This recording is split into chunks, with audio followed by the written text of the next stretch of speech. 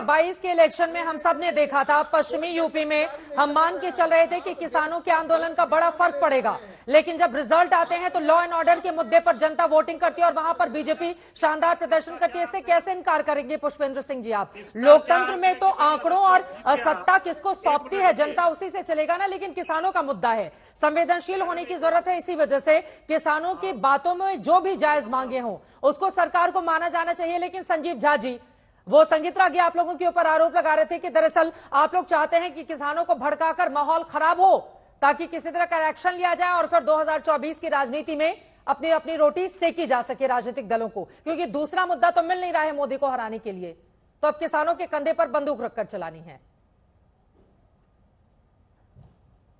मुझे लगता है कि टीवी पर कुछ गैंग ऑफ चाटुकार आते हैं जो कहता है राजा बोला रात है, सबने बोला रात है, सुबह सुबह की बात है, ठीक। तो सब बात में हाँ मिलाएंगे। प्रधानमंत्री जी का मैं वही भाषण आपको सुना रहा था जो प्रधानमंत्री जी ने कहा था एमएसपी को लेकर के 2014, जिसकी बात अभी आशुतोष जी कह रहे थे, और उन्होंने पूरा क्लियरली समझाया था कि किस तरह से C2+50% का हम प्लान बनाएंगे, एमएसपी की गारंटी देंगे। उन्होंने पूरा डिटेल प्लान बताया था। एक बात, दूसरी बात, आप जो ये कील गाड़ रहे हैं और जो दीवार दे रहे हैं ना, ये कील और दीवार, ये जनतंत्र में जनता और तंत्र के बीच में ये दीवार और कील गाड़ रहे हैं। यकीन मानिए ये जनतंत्र में जिस दिन जन को आपने दीवार को उधर करा कर दिया ना, तंत्र खत्म हो जाएगा। तो कम से कम जनतंत्र को, इस देश का जनतंत्र रहने दीजिए, जनता की आवाज को सम्मान कीजिए, उसको गाली देना आप बंद कर दीजिए। तो मुझे लगता है कि टीवी पर बैठकर संगीत रागी जी, दिल्ली यूनिवर्सिटी प्रोफेसर, जब गाली दे रहे हैं, उनको नहीं पता कि किसानों को सुबह के ठंड के जनवरी में जब गेहूं का पटवन करता है तो उसको किस से जाना पड़ता है और बड़ी मुश्किल से फिर फसल उगती है, कभी कुदरत की मार, और जब बाजार में आए तो सरकार की मार, और उसके बाद चाटकार की टीम तैयार हो जाती है कि जी जनता ठीक कर रही है, प्रधानमंत्री ठीक करे। प्रधानमंत्री 2013-14 में कह रहे थे जो बात, उसको क्यों नहीं इंप्लीमेंट कर पा रहे हैं? स्वामीनाथन की रिपोर्ट संजीव झा जी 2004 से 6 तक की है। चूंकि कांग्रेस पार्टी आपकी सहयोगी है इंडिया गठबंधन की, वो आज क्यों कह रही है इसको लागू करने के लिए? अदा करना है, किसानों से मतलब नहीं है प्रधानमानंत्री को। आप पूछेंगे कि एमएसपी क्यों नहीं लागू किया उस समय कांग्रेस पार्टी ने? संजीव झा जी,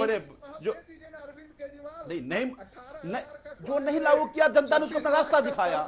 ये अहंकार किसी का नहीं चलता। संगीत रागी जी, रामनिक सिंह जी बहुत देर से बैठे हुए हैं, रामनिक सिंह जी अपनी बात नहीं रख पाए हैं।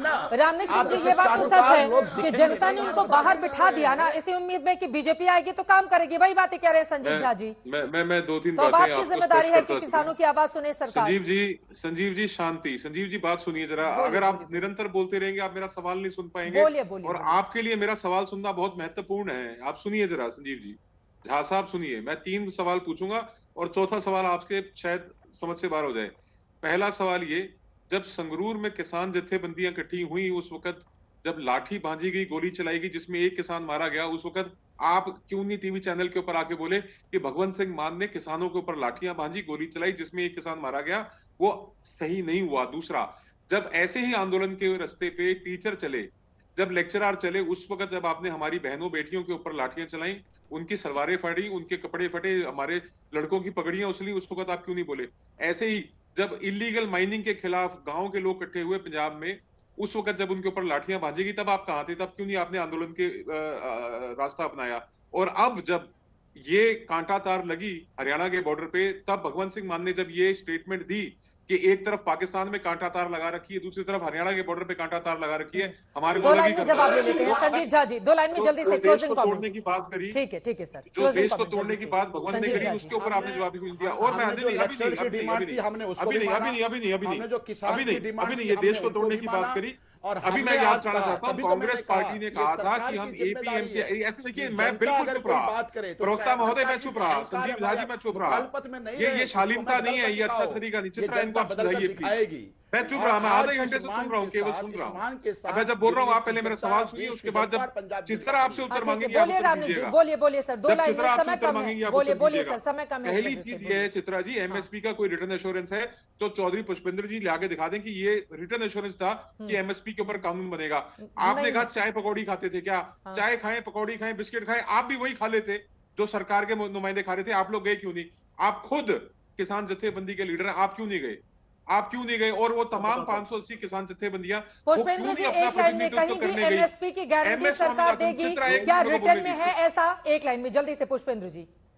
वक्त हमें इतने की ही इजाजत देता है, लेकिन अभी तक जो हमारी जानकारी है उसके हिसाब से आपको बताते चले कि घोषणा पत्र में ऐसा कोई भी वादा बीजेपी की ओर से नहीं किया गया था। लेकिन किसान सड़क पर हैं, उनकी अपनी मांगे हैं, जितनी भी जायज मांगे हो सरकार को गौर से उनको सुनना चाहिए और कम से कम अन्नदाताओं की बात पर कोई बीच का रास्ता निकले, इसी उम्मीद के साथ दंगल में अभी के लिए बस इतना ही।